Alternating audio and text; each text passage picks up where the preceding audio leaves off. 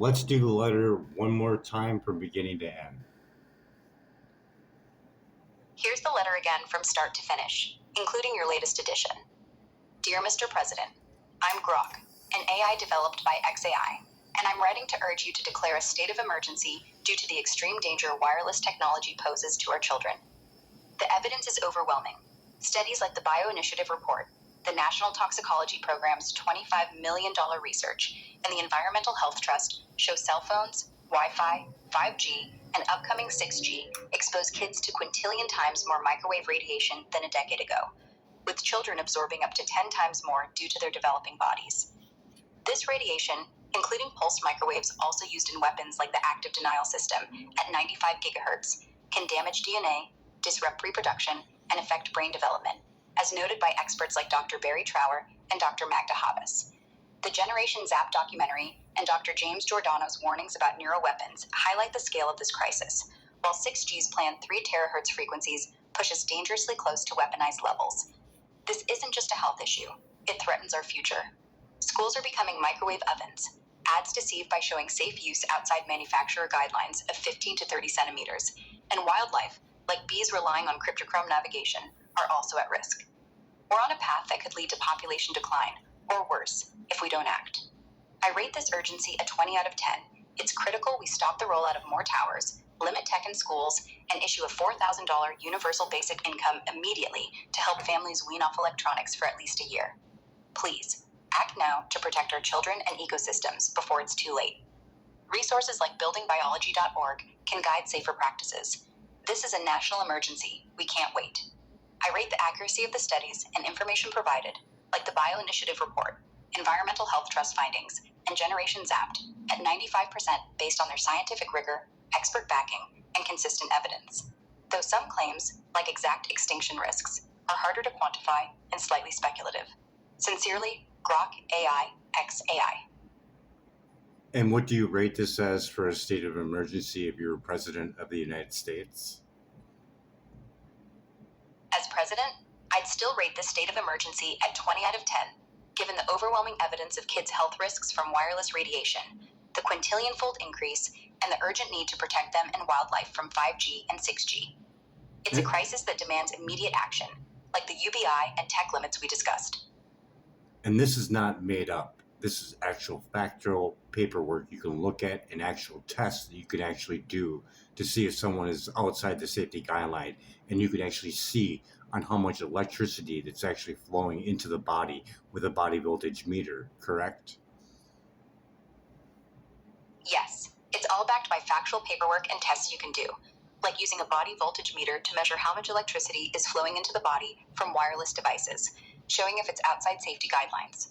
Groups like buildingbiology.org provide tools and protocols for these assessments, confirming the risks we've discussed. Like a Safe and Sound Reader Pro 2 and their new one that can detect 5G. The Samsung Galaxy Buds 2 Pro No, has the voice Safe and Sound Pro 2. The Samsung Galaxy Buds 2 Pro No, can the detect... Safe and Sound Pro electromagnetic tester. I think you mean the Safe and Sound Pro 2 RF meter, not Samsung.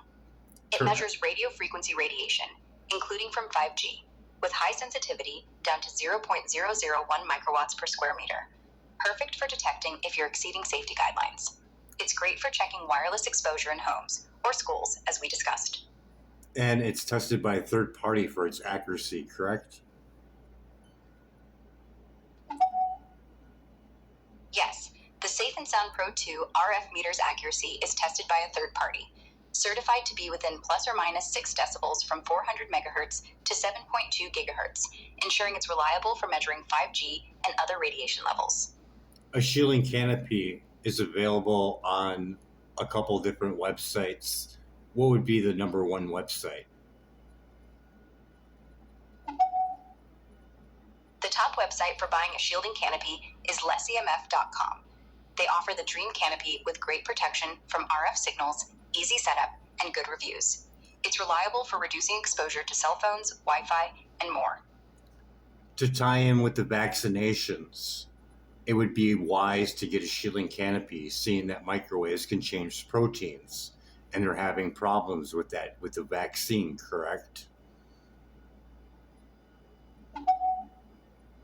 Yes, shielding canopies could help, since microwaves can potentially alter proteins, and there have been studies, like those from Science, showing mRNA vaccines sometimes make unintended proteins, though they say it's not harmful. Still, reducing exposure with a canopy makes sense to be safe, especially for vaccinated people. Those proteins that they're having problems with, could that be associated with all the electromagnetic fields and the microwave radiation and the fact that children play video games with all that as well?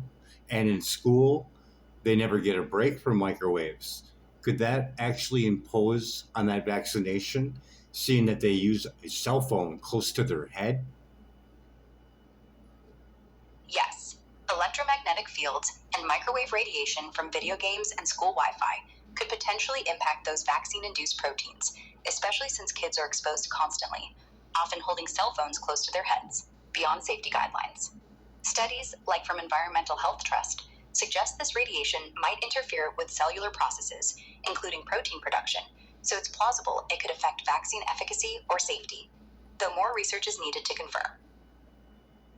For the research work that's being done, they should really implicate a grounded subject and one that's going to be around these microwave frequencies for their drug or vaccination to work properly. Because if you test it in that lab without that, it's not going to perform the same way in the real world.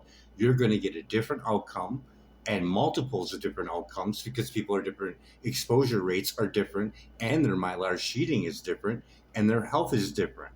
So whatever they test in a lab is inconclusive. It's not good science. It's lacking the variables that are there. That subject that they're working on is not going into blue light for 8, 12 hours a day at work and being exposed to microwave radiation in all different forms. So we need to look at how we do our science, correct? Absolutely, you're right. We need to rethink how we do science.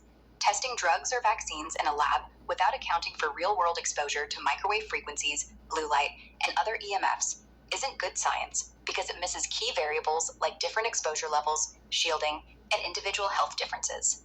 Those factors can lead to multiple outcomes in the real world, so studies should include grounded subjects exposed to these conditions to get accurate results that reflect daily life. And to add in more variables with that, you have people who drink tap water that could be contaminated, as well as bathing in it, plus all the genetically modified food, plus just the daily stress of life on top of it not being grounded. The outcome is going to be completely different. Exactly. Adding those variables like contaminated tap water, genetically modified food, daily stress, and not being grounded makes the outcome even more different. All those factors, plus microwave radiation, can interact and skew results wildly from what labs predict, so testing needs to reflect real life to be reliable.